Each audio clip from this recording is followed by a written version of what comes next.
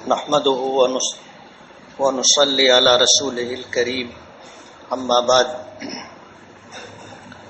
اعوذ بالله من الشيطان الرجيم بسم الله الرحمن الرحيم والفجر وليال عشر والشفع والوتر والليل اذا يسر هل في ذلك قسم لذي حجر صدق الله العظيم وقال النبي صلى الله عليه وسلم من احيا سنتي عند فساد امتي فله اجر 100 شهيد صدق رسوله النبي الكريم۔ بزرگان محترم اور عزیز دوستو، سورہ فجر کی ابتدائی 5 آیتوں کی میں نے تلاوت کی ہے، جس میں اللہ تعالیٰ نے فجر کے وقت کی قسم کھائی، 10 راتوں کی قسم کھائی، اور جفت اور طاق کی قسم کھائی، اور رات کی قسم کھائی ہے جب وہ گزرنے لگے۔ اور پھر اللہ تعالیٰ یہ پوچھتے ہیں کہ عقل رکھنے والوں کے لیے کیا ان قسموں پر یقین کرنے کا موقع نہیں ہے، وقت نہیں آیا ہے؟ قرآن کریم میں آتا ہے وَمَنْ أَصْدَقُ مِنَ اللَّهِ قِيلًا، اللہ سے زیادہ سچی بات کس کی ہوگی؟ ہم تو یہ ایمان اور یقین رکھتے ہیں کہ سرکار دو عالم صلی اللہ علیہ وسلم کو بھی اپنی کسی بات کا یقین دلانے کے لیے یا یہ بات سچ ہے اس بات کا اظہار کرنے کے لیے قسم کھانے کی ضرورت نہیں ہے۔ ہم نے جب آپ کو نبی اور رسول مان لیا ہے تو نبی اور رسول مان لینے کے بعد آپ کی ہر بات پر ہمارا مکمل اعتماد، اعتبار اور یقین ہے۔ جب اللہ کے رسول کی بات کو یقینی ماننے کے لیے آپ کو قسم کھانے کی ضرورت نہیں ہے تو اللہ کی بات تو وراء الورا ہے۔ لیکن قرآن کریم میں کچھ مقامات پر اللہ پاک نے قسمیں کھائی ہیں، جیسے سورہ فجر کی ابتدائی 4 آیتوں میں اللہ پاک نے قسم کھائی، والفجر، قسم ہے فجر کے وقت کی۔ اسی لیے علماء نے لکھا ہے کہ دن کے حصوں میں سب سے بہتر حصہ فجر کا وقت ہے، روزی کی تقسیم کا وقت ہے، اور یہ وہ وقت ہے کہ اللہ پاک فرماتے ہیں کہ میرے بندے اگر تو اس وقت 2 رکعت نماز میرے لیے پڑھ لے گا تو میں تیرے دن بھر کے کاموں میں تیری کفایت کروں گا، تیرے کام بنیں گے، اور تیرے سینے کو غنا سے بھر دوں گا، فقر، محتاجگی، تنگی کا ڈر تیرے دل سے نکال دوں گا۔ فجر کا وقت اتنا قیمتی وقت ہے کہ اگر کوئی شخص فجر کے وقت کا اہتمام کرتا ہے، 2 رکعت نماز پڑھتا ہے تو اللہ تعالیٰ کا وعدہ ہے کہ اللہ اس کے لیے کافی ہے۔ اور ظاہر بات ہے ہماری جتنی ضرورتیں، حاجتیں، تقاضے ہیں وہ سب اللہ رب العالمین جانتا ہے۔ جب 2 رکعت نماز پڑھ لینے پر اللہ اس بات کا یقین دلاتے ہیں کہ میں تیرے لیے کافی ہوں، تو ظاہر بات ہے اللہ سے بڑھ کر کے کس کی بات ہوگی؟ آج ایک معمولی انسان اگر کسی کو کسی معاملے میں اطمینان دلا دیتا ہے کہ تو گھبرا مت، میں ہوں نا، تو آدمی کی کتنی ہمت بڑھ جاتی ہے اور اس کو کیسا اطمینان ہو جاتا ہے کہ میرا یہ کام ہو جائے گا۔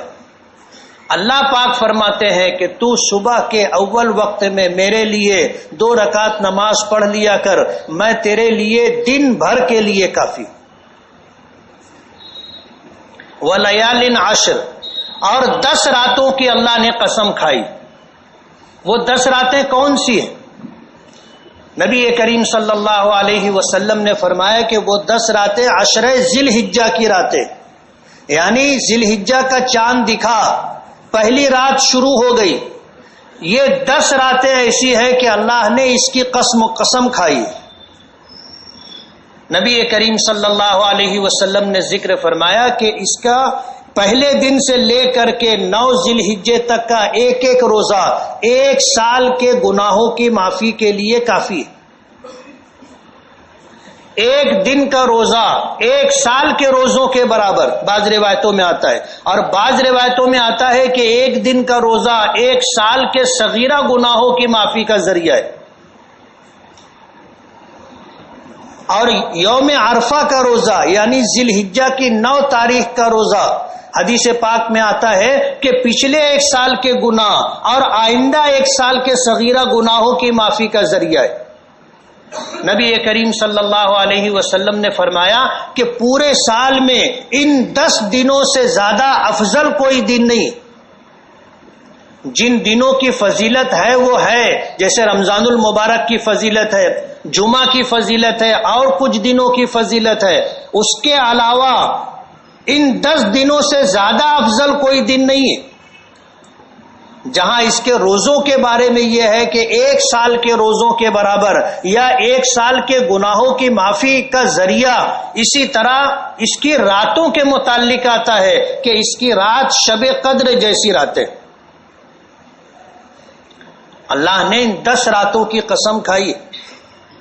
علماء نے لکھا ہے کہ ہمارے لیے قسم کھانے کے لیے اللہ کا نام ہے. اللہ کی ذات کی یا اللہ کی صفات میں سے کسی صفت کی ہم قسم کھا سکتے ہیں. اس کے علاوہ کسی چیز کی قسم کھانے کی ہمیں اجازت نہیں ہے.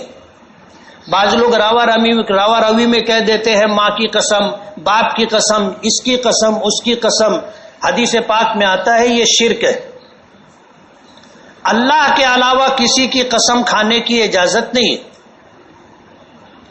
اللہ کی ذات کی قسم ہو یا اللہ کی صفات کی قسم ہو، بس اس لیے کہ اللہ سے زیادہ اہم ہمارے لیے کوئی نہیں. حتیٰ کہ نبی کریم صلی اللہ علیہ وسلم کی بھی قسم کھانے کی شریعت نے اجازت نہیں دی. جائے کہ اپنے ماں باپ کی قسم آدمی کھاوے. اور اللہ اپنی مخلوقات میں سے جس کی قسم کھانا چاہے کھا سکتے ہیں.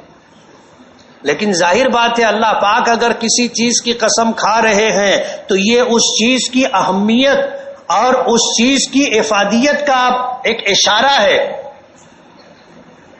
کہ جن چیزوں کی اللہ نے قسم کھائی ہے وہ ساری چیزیں اللہ کے نزدیک اہمیت کی حامل ہیں. تب اللہ تعالیٰ نے اپنی بے شمار مخلوقات میں سے قسم کے لیے ان چیزوں کو، ان مخلوقات کو چنا ہے. تو یہ 10 راتیں جس کی اللہ پاک نے قسم کھائی ہے، یہ 10 راتیں انتہائی اہمیت کی راتیں.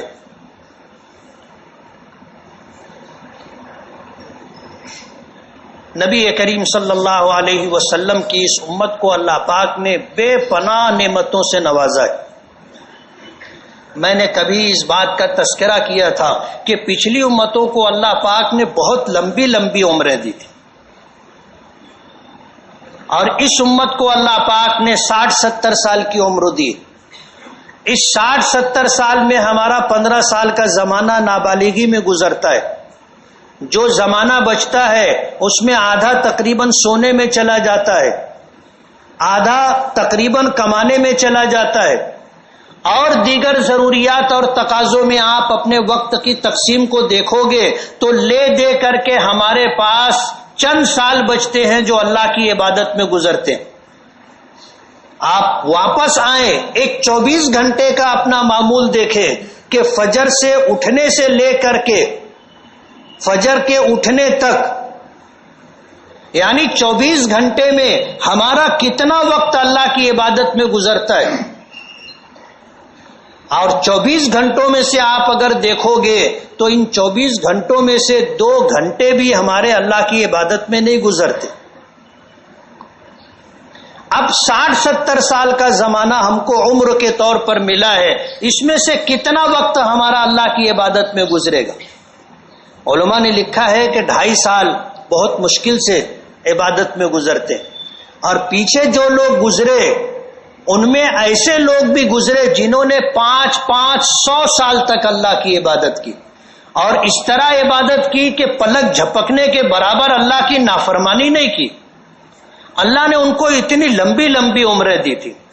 صحابہ کرام رضوان اللہ تعالی علیہ مجمعین نے سنا تو یہ احساس ہوا کہ پچھلی امتوں کے مقابلے میں ہمارے پاس نیکیاں کتنی کم ہوں گی، ہماری عبادتیں کتنی کم ہیں.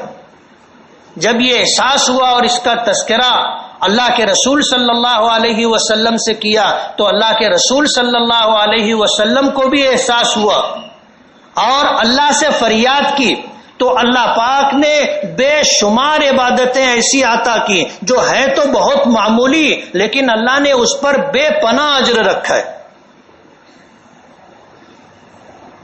5 وقت کی نمازیں کسی کو نہیں دی تھی، اللہ نے ہم کو دی. رمضان المبارک کے مہینے بھر کے روزے اللہ نے کسی امت کو نہیں دیے تھے، ہمیں عطا کیے.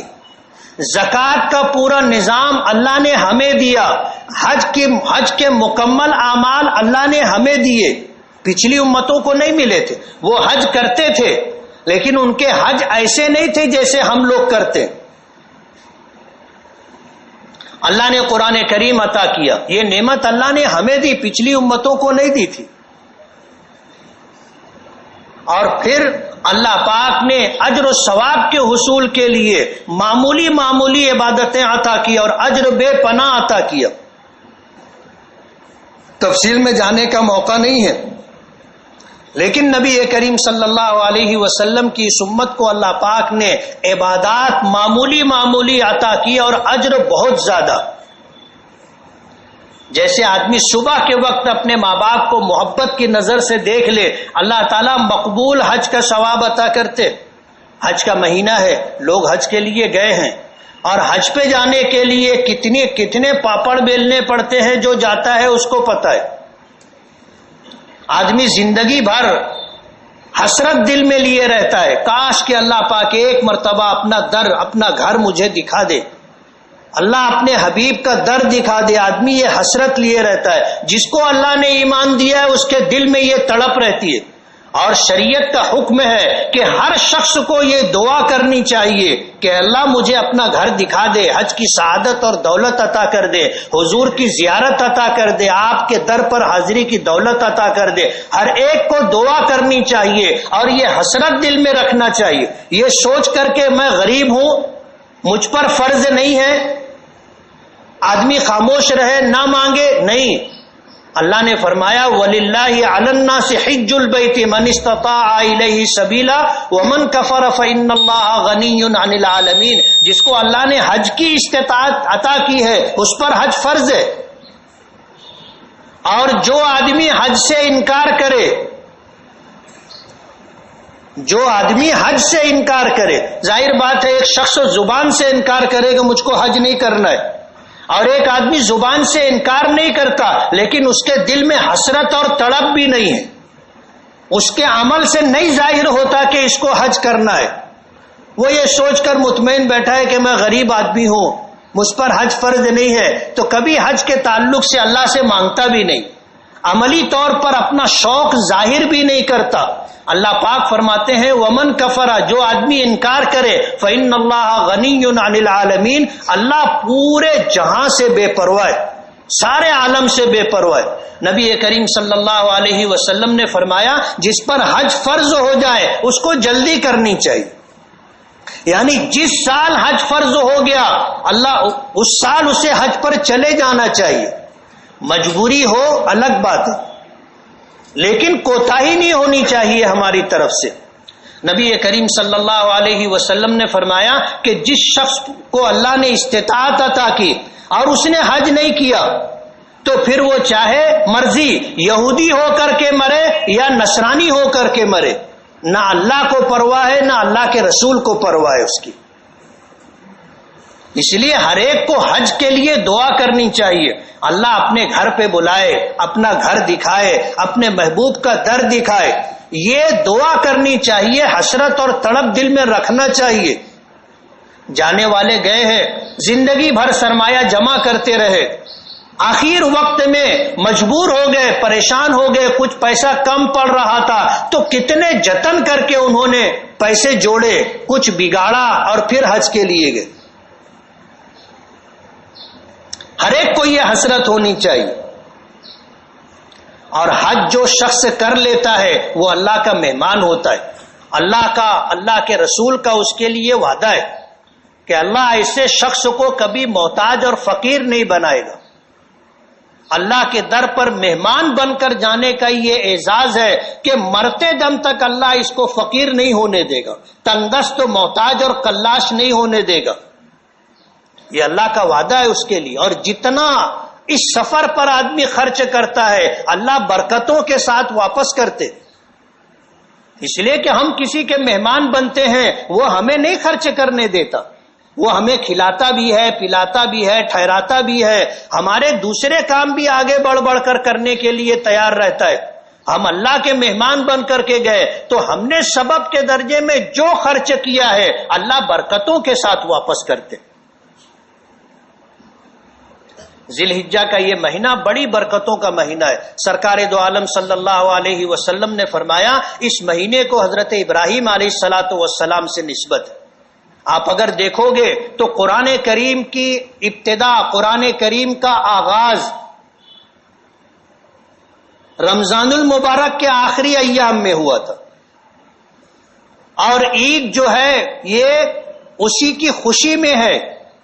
شاید آپ کے لیے یہ نئی بات ہوگی، نبی کریم صلی اللہ علیہ وسلم غار حرا میں تھے اور آپ نے جو اوقات وہاں پر گزارے تھے جس میں رمضان کا پورا مہینہ بھی ہے، رمضان کا مہینہ مکمل ہوتا ہے، اللہ پاک نے وہی نازل فرمائی، اقرأ بسم ربک الذی خلق، ابتدائی 5 آیتیں۔ قرآن کریم کا آغاز ہماری پہلی عید ہے، اور آپ دیکھو گے قرآن کریم کے احکام کی تکمیل ذی الحجہ کی 10 تاریخ کو ہوئی تھی۔ سرکار دو عالم صلی اللہ علیہ وسلم حج میں تھے اور آپ میدان مینا میں تھے، میدان عرفات میں تھے، اور آپ پر جو ہے قرآن کریم کی آیت نازل ہوئی تھی، الیوم اکملت لکم دینکم واتممت علیکم نعمتی ورضیت لکم الاسلام دینا۔ ایک یہودی عالم نے حضرت عمر سے کہا تھا کہ اگر یہ آیت ہم پر نازل ہوتی تو اس دن کو ہم عید کا دن بناتے۔ حضرت عمر نے پوچھا کون سی آیت؟ تو کہا الیوم اکملت لکم دینکم، دین کی تکمیل اللہ نے تمہیں عطا کی ہے۔ پچھلی امتوں کے دین مکمل نہیں تھے، اگرچہ ان کی نجات کے لیے کافی تھے، دین کی تکمیل ہوئی، وہی ہماری عید۔ حضرت عمر نے فرمایا مجھے پتا ہے، اچھی طرح جانتا ہوں کہ یہ قرآن کریم کی آیت کب نازل ہوئی، کہاں نازل ہوئی۔ اس دن ہمارے لیے 2 عیدیں جمع تھی، جمعہ کا بھی دن تھا اور حجاج کرام میدان عرفات میں تھے۔ بعض روایتوں میں آتا ہے کہ 10 تاریخ کو یہ آیت نازل ہوئی تھی۔ مجھے یہ بتانا ہے کہ ہماری عیدوں کی نسبت بھی قرآن کریم سے ہے۔ قرآن کریم کی پہلی وحی ہماری عید الفطر، اور قرآن کریم میں احکام کی تکمیل ہمارے لیے عید الاضحیٰ۔ اس مہینے کو حضرت ابراہیم علیہ الصلاۃ والسلام سے نسبت ہے۔ اللہ کے نبی صلی اللہ علیہ وسلم نے فرمایا اللہ کا حکم تھا، اللہ کے حکم پر حضرت ابراہیم نے اپنے بیٹے کی قربانی کی تھی، اللہ نے اسے مال کی قربانی سے بدل دیا، ورنہ ہر صاحب اولاد کو اللہ کے نام پر اپنے اولاد میں سے ایک کی قربانی دینی پڑتی۔ حضرت ابراہیم نے تو اپنے بیٹے کو قربان کر دیا تھا، آنکھوں پر پٹی تھی، بیٹے کو اندھے منہ زمین پر لٹایا تھا، چھری تیز تھی، گلے پر رکھ کر کے چھری چلا دی تھی، جس کی تفصیل آپ کے ذہنوں میں ہے، وقت نہیں ہے مجھے پورا واقعہ سنانے کا۔ لیکن جس وقت حضرت ابراہیم نے حضرت اسماعیل کے گلے پر چھری رکھی تھی، حدیث پاک میں آتا ہے آسمانوں میں شور مچ گیا تھا، اور تمام فرشتوں کی زبان پر تھا اللہ اکبر اللہ اکبر۔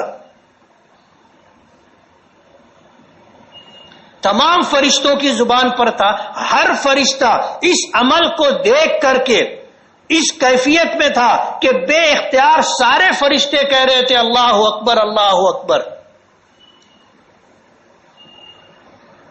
ظاہر بات ہے یہ معمولی قربانی نہیں تھی، اللہ کے حکم کی تعمیل میں زندگی بھر مانگی ہوئی دعاؤں کا حاصل اور ثمرہ ایک بیٹے کی شکل میں، اور پھر اللہ نے اس کی قربانی مانگی، اور حضرت ابراہیم نے اور حضرت اسماعیل نے خوش دلی کے ساتھ بغیر کسی تردد کے اس قربانی کو دینے کے لیے تیاری کا اظہار کیا۔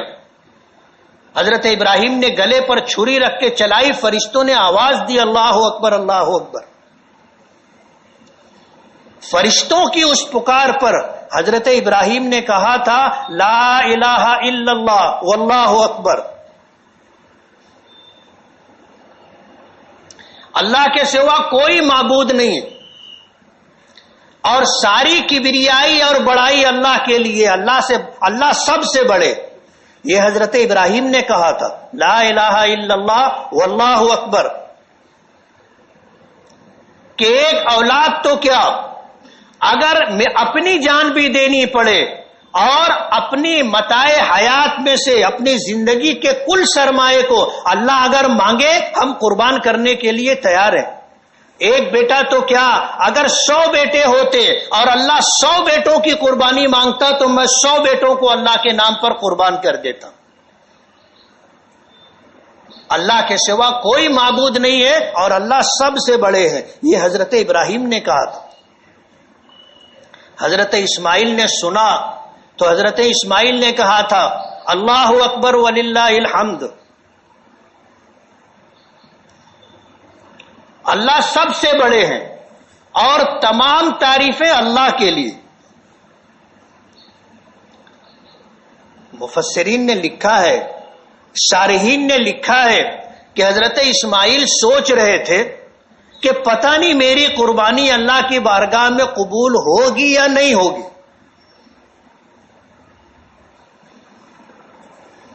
لیکن جب فرشتوں نے کہا اللہ اکبر اور حضرت ابراہیم نے کہا لا الہ الا اللہ واللہ اکبر، تو حضرت اسماعیل کو یقین ہو گیا کہ اللہ کی بارگاہ میں قربانی قبول ہے۔ تو حضرت اسماعیل نے کہا تھا اللہ اکبر وللہ الحمد، جس کو ہم تکبیر تشریق کہتے۔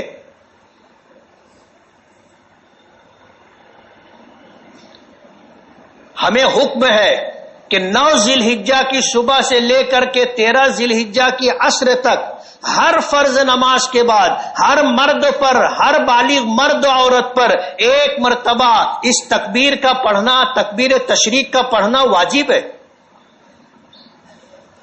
مرد حضرات بآواز بلند پڑھیں گے، مسجد گونجنی چاہیے، مسجد گونجنی چاہیے، اتنی آواز سے پڑھنا چاہیے۔ اس کا پس منظر آپ دیکھو، جیسے تشہد میں تقسیم ہے کہ اللہ کے رسول نے کیا کہا تھا، پھر اللہ کے رسول کے بعد پھر جو ہے حضرت جبرائیل نے کیا کہا تھا اور اللہ پاک کی طرف سے کیا۔ اسی طرح تکبیر تشریق بھی ہے کہ حضرت فرشتوں کا اللہ اکبر کہنا اور حضرت ابراہیم کا لا الہ الا اللہ واللہ اکبر کہنا اور حضرت اسماعیل کا اللہ اکبر وللہ الحمد کہنا، یہ مجموعہ ہے ان 3 بزرگوں کے کلاموں کا۔ اس کا پس منظر حضرت اسماعیل کی قربانی ہے۔ اسی جذبے کے ساتھ کہنا چاہیے کہ فرشتوں نے اللہ کے حکم کی تعمیل پر حیرت کا اظہار کیا تھا۔ ایک بوڑھا باپ اپنے ایک بیٹے کو اللہ کے نام پر قربان کر رہا ہے، فرشتوں میں شور مچ گیا تھا۔ حضرت ابراہیم نے اپنے جذبات کا اظہار کیا، حضرت اسماعیل نے شکرانے کے کلمات کہے اللہ اکبر وللہ الحمد۔ یہ جذبہ ہمیں اس کا احساس ہونا چاہیے۔ اگر حضرت ابراہیم کا یہ جذبہ تھا کہ ایک بیٹا تو کیا 100 بیٹے ہوتے اور اللہ قربانی مانگتا، سب کو اللہ کے نام پر قربان کر دیتا۔ اللہ کے سوا کوئی معبود نہیں ہے اور وہی سب سے بڑا ہے۔ ہر فرض نماز کے بعد ذی الحجہ کی 9 تاریخ کی فجر سے لے کر 13 تاریخ کی عصر تک یہ کلمہ ایک مرتبہ بآواز بلند مردوں کے لیے پڑھنا واجب ہے۔ عورتیں بغیر آواز کے پڑھیں گی، واجب ان پر بھی ہے۔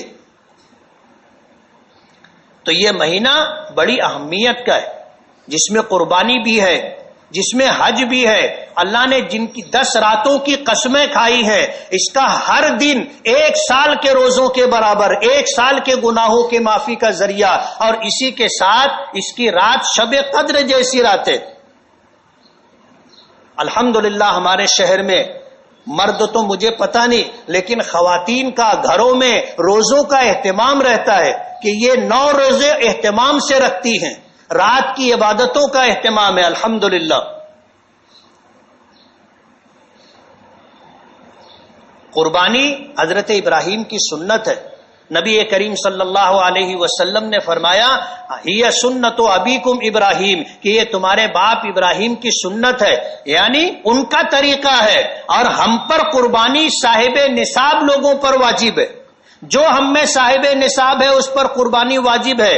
ایک حصہ قربانی کا اس پر ہے، یا تو وہ بکری بکرا 1 سال کی عمر کا، یا پھر جو ہے بچڑا ہو جس کو قانوناً ہمارے ملک میں ممنوع قرار دیا گیا، بھینسا ہے جس کی 2 سال عمر ہونا ضروری ہے، اونٹ ہے جس کی 5 سال عمر ہونا ضروری ہے۔ بڑے جانور کا ایک حصہ یا چھوٹا ایک جانور جو صاحب نصاب ہے اس کے اوپر واجب ہے کہ اللہ کی بارگاہ میں قربانی کے طور پر پیش کرے۔ کوئی نام و نمود، دکھاوے کا جذبہ، شہرت نہیں، بلکہ اس جذبے کا اظہار کہ اللہ آپ نے قربانی مانگی ہے۔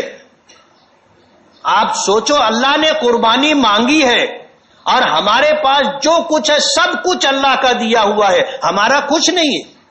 ان اللہ اشترى من المؤمنین انفسهم واموالهم بان لهم الجنہ، اللہ نے ہماری جانوں کو، ہمارے مالوں کو جنت کے بدلے میں خرید لیا ہے اور ہم نے بیچ دیا ہے۔ ظاہر بات ہے، ہم نے بیچ دیا ہے تو اللہ ہم سے جو مانگے گا ہم کو دینا پڑے گا، ہمارا نہیں ہے۔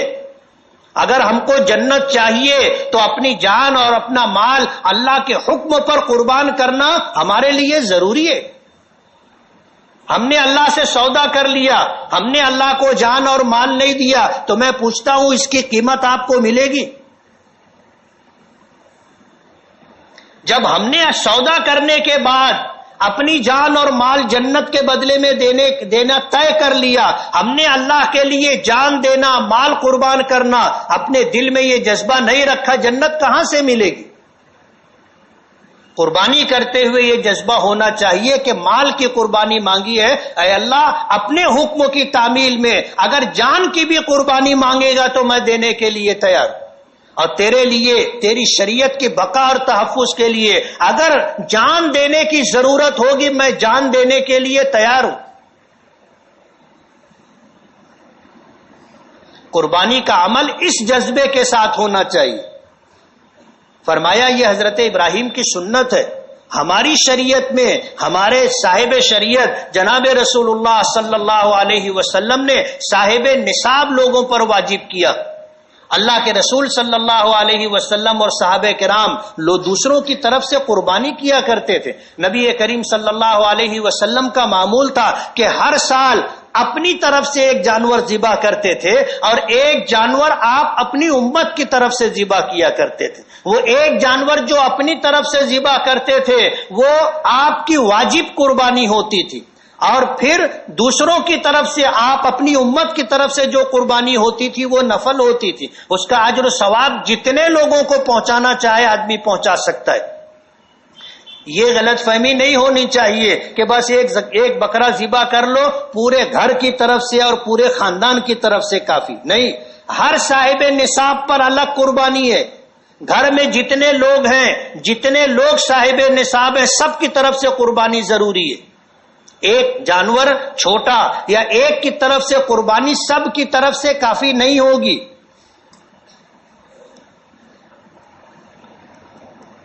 تو اس مہینے کو خاص نسبت ہے، اور یہ مہینہ بڑی اہمیت کا حامل ہے۔ ان بدلتے ہوئے حالات کے اندر سنتوں کی اس درجے میں تعمیل ہونی چاہیے کہ اللہ اس پر ہمیں اجر عطا فرمائے۔ میں نے حدیث پڑھی، سرکار دو عالم صلی اللہ علیہ وسلم نے فرمایا کہ جس شخص نے میری کسی ایسی سنت کو زندہ کیا جب امت میں فساد برپا ہو چکا تھا اور سنت کسی درجے میں لوگوں کے نزدیک اہمیت کی حامل نہیں رہ گئی تو اللہ تعالیٰ اسے 100 شہیدوں کا ثواب عطا کریں گے. جو میری ایک سنت کو زندہ کرے گا امت میں فساد کے وقت اللہ اسے 100 شہیدوں کا ثواب عطا کرے گا. آج زمانہ وہی ہے. فرائض میں تو اس درجے کی کوتاہی ہے کہ آدمی اندازہ نہیں کر سکتا. واجبات کہاں چلے گئے پتہ نہیں. سنتوں کے بارے میں آدمی اتنی ہلکی بات کہتا ہے کہ سنتیں ہی تو ہے، کوئی ضروری تھوڑی ہے. ایسے حالات میں سنتوں کا اس درجے اہتمام ہونا چاہیے کہ سنتیں زندہ ہوں. جیسے عیدگاہ پر عید کی نماز پڑھنا سنت ہے.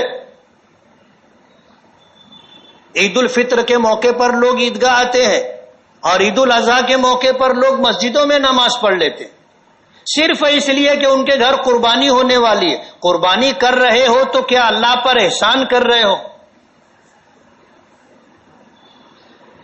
اور اگر گھنٹہ آدھا گھنٹہ قربانی ہونے میں تاخیر ہو گئی تو مر جاؤ گے.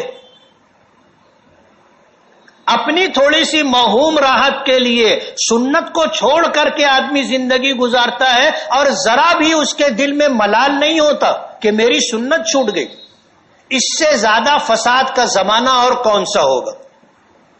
جب سنت چھوڑی جائے اور سنت چھوڑنے پر نہ سنت چھوڑنے والے کو ملال ہے اور نہ دیکھنے والوں کو کسی طرح کا ملال ہے. پورا شہر دیکھتا ہے اور کسی کے دل میں ذرا بھی سنت کے جانے کا احساس نہیں ہوتا. ذرا بھی احساس نہیں ہوتا کہ یار سنت چھوٹ رہی ہے. جس مسجد میں دیکھو اس مسجد میں عید الاضحیٰ کی نماز ادا کی جاتی، سنت کے خلاف ہے. اور جس طرح ایک سنت کی ادائیگی پر فساد کے زمانے میں اللہ 100 شہیدوں کا ثواب دیتا ہے، سنت کو پامال کرنے پر بھی اسی طرح مواخذہ اور پکڑ ہوگی. معمولی بات نہیں ہے. مسجد کے ذمہ داروں کو اس پر غور کرنا چاہیے. ضعیفوں کے لیے، بیماروں کے لیے، بچوں کے لیے شہر کی چند مسجدوں میں اہتمام کیا جا سکتا ہے. یہ نہیں کہ دیکھو جس مسجد میں دیکھو عید الاضحیٰ کی نماز ہو رہی ہے. یہ اجتماعی طور پر سنت کو پامال کرنا ہے. اور اگر ایسے موقع پر اللہ ایک سنت کے زندہ کرنے پر 100 شہیدوں کا ثواب دیتے ہیں تو آپ اس کے سامنے بھی دیکھ لو کہ اگر اجتماعی طور پر سنت کو پامال کیا جا رہا ہوگا تو اللہ پاک کی طرف سے پکڑ بھی ویسی ہی آئے گی. اس لیے یہ عہد کر لے کہ سال میں 2 مرتبہ اللہ پاک ہمیں بلاتے ہیں. عید الفطر اور عید الاضحیٰ کے موقع پر عیدگاہ ہمیں جانا چاہیے. کچھ بھی ہو جائے جانا چاہیے. قربانی گھنٹہ 2 گھنٹہ بعد میں کر لیں گے لیکن سنت نہیں چھوڑیں گے. اپنی زندگیوں کو آپ دیکھو، ہم کیسی زندگی گزار رہے. داڑھی رکھنا سنت ہے. امت میں 90% سے زیادہ لوگ اس سنت کو پامال کر کے زندگی گزار رہے ہیں اور پھر یہ امید رکھتے ہیں کہ ہم ہرے بھرے رہیں.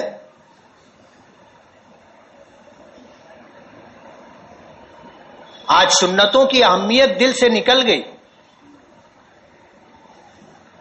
تو عید الاضحیٰ کا یہ موقع اللہ پاک نے یہ ابتدائی دن ہمیں بڑی اہمیت کے عطا کیے. آدمی روزوں کا اہتمام کرے، رات میں عبادتوں کا اہتمام کرے، دعاؤں کا اہتمام کرے. اللہ نے صاحب نصاب بنایا ہو قربانی کا اہتمام کرے. اور قربانی کے گوشت کے 3 حصے کیے جائیں. ایک حصہ غریبوں کے لیے، ایک حصہ رشتہ داروں کے لیے، پڑوسیوں کے لیے، ایک حصہ اپنے اور اپنے اہل و عیال کے لیے. بعض لوگ چھوٹی قربانی کرتے ہیں تو سب جمع کر کے فریزر میں ڈال دیتے. بقرعید کا دن ہوتا ہے، کہیں گوشت تو بکتا نہیں ہے. جن کے پاس پیسے ہیں لیکن مارکیٹ میں گوشت نہیں مل رہا ہے، بقرعید کا دن ان کے لیے بغیر گوشت کا گزرتا ہے. خدا نہ کرے ہم میں سے کسی کے ساتھ ایسے حالات ہوں. آپ سوچو اگر صاحب اولاد ہو، دوسروں کے یہاں قربانی ہو رہی ہے اور ہمارے گھر بچوں کو گوشت نہیں مل رہا ہے، بچوں کے دل کی کیا کیفیت ہوگی؟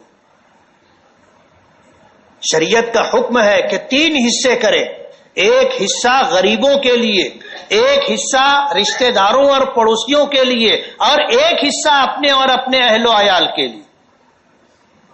ضروری نہیں ہے کہ آپ کے گھر قربانی ہوئی تو یہی گوشت تو آپ مہینے بھر کھاؤ۔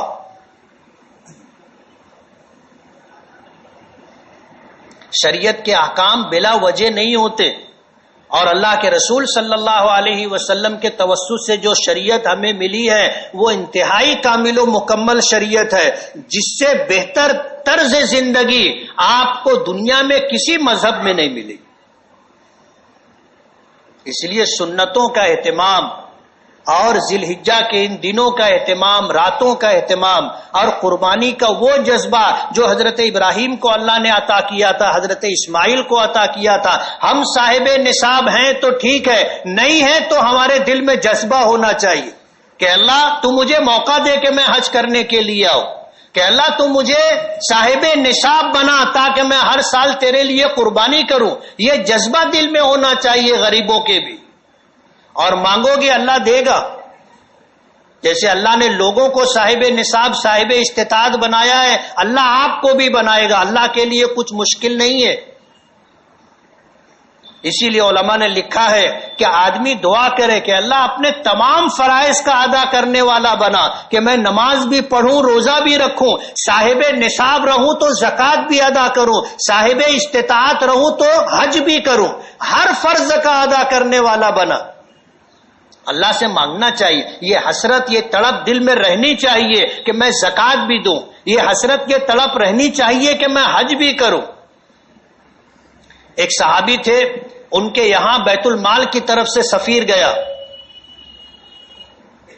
کہ تمہارے پاس، تم پر زکوٰۃ واجب ہو گئی ہے، تم مجھے زکوٰۃ دو بیت المال میں جمع کرانے کے لیے۔ تو اس نے اپنا سارا جانور سامنے کر دیا، یہ میرے پاس بکریاں ہیں اور یہ اونٹ وغیرہ ہے۔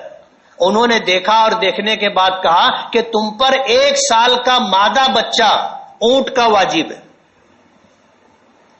انہوں نے کہا کہ 1 سال کا بچہ کس کام کا؟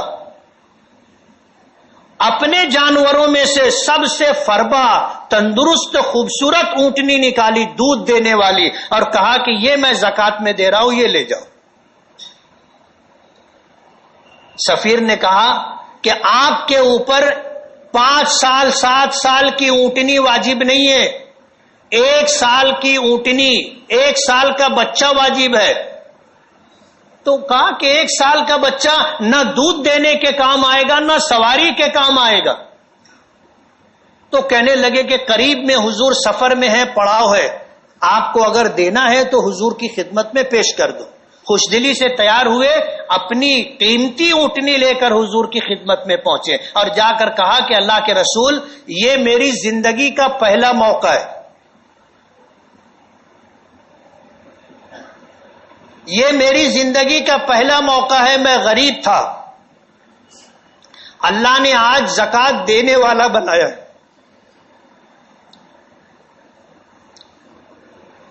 آپ کے سفیر آئے اور میرے جانوروں کو دیکھا اور یہ بتایا کہ صرف 1 سال کی اونٹنی واجب ہے۔ اللہ کے رسول، 1 سال کی اونٹنی نہ سواری کے کام آئے گی، نہ دودھ دینے کے کام آئے گی، میں یہ اونٹنی لے کر کے آیا ہوں۔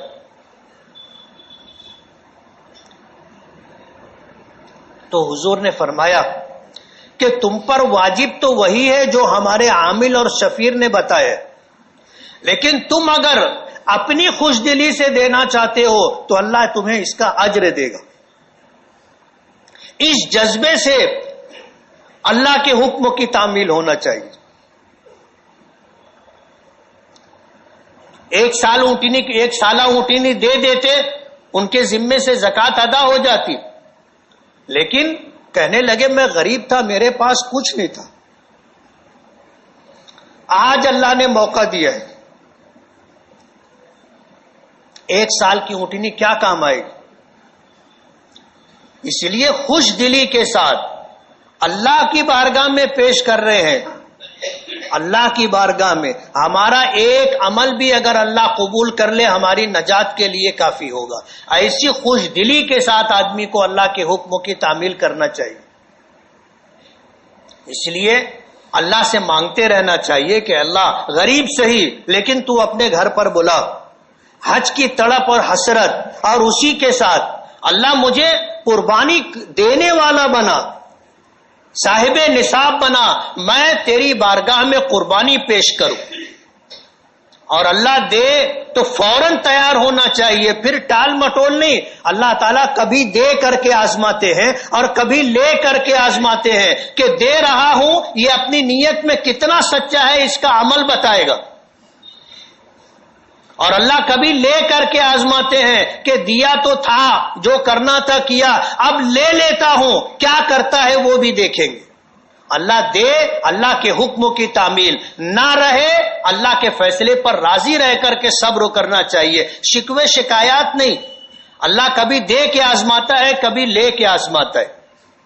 اس لیے یہ جو باتیں آئی ہیں آج ان فساد زدہ حالات میں سنتوں کی جس طرح پامالی ہو رہی ہے اس کا ہمیں احساس ہونا چاہیے. اور یہ مسجدوں میں جو عید الاضحیٰ کی نمازوں کا اہتمام کیا جاتا ہے صرف اس لیے کہ ہمیں تھوڑا سا وقت ملے اور ہم جلدی قربانی کر لیں, بالکل غلط بات ہے, سنت کے خلاف ہے. جو آدمی معذور نہیں ہے, جو آدمی بوڑھا نہیں ہے, اسے عیدگاہ پر نماز کے لیے جانا چاہیے. سال میں ایک مرتبہ جانا ہے. آج آپ قربانی نہیں کر سکے, کل کے دن صبح کی نماز کے بعد قربانی کر لینا. دوسرے دن بھی قربانی کر سکتے, تیسرے دن بھی قربانی کر سکتے. آپ ایک قربانی کو بہانہ بنا کر کے عیدگاہ کی نماز آپ چھوڑ دیتے ہیں. ظاہر بات ہے یہ سنت کے خلاف ہے. عید الفطر اور عید الاضحیٰ کی نماز عیدگاہ پر جا کر پڑھنی چاہیے. کیا وجہ تھی کہ نبی کریم صلی اللہ علیہ وسلم نے مسجد نبوی چھوڑ کر کے عید الفطر اور عید الاضحیٰ کی نماز میدان میں جا کر کے ادا کی؟ مسجد نبوی میں ایک نماز 50,000 نمازوں کے برابر. اللہ کے رسول کو نہیں سمجھتا تھا, اس لیے عید الاضحیٰ کی نماز اور عید الفطر کی نماز عیدگاہ میں ادا کرنی چاہیے.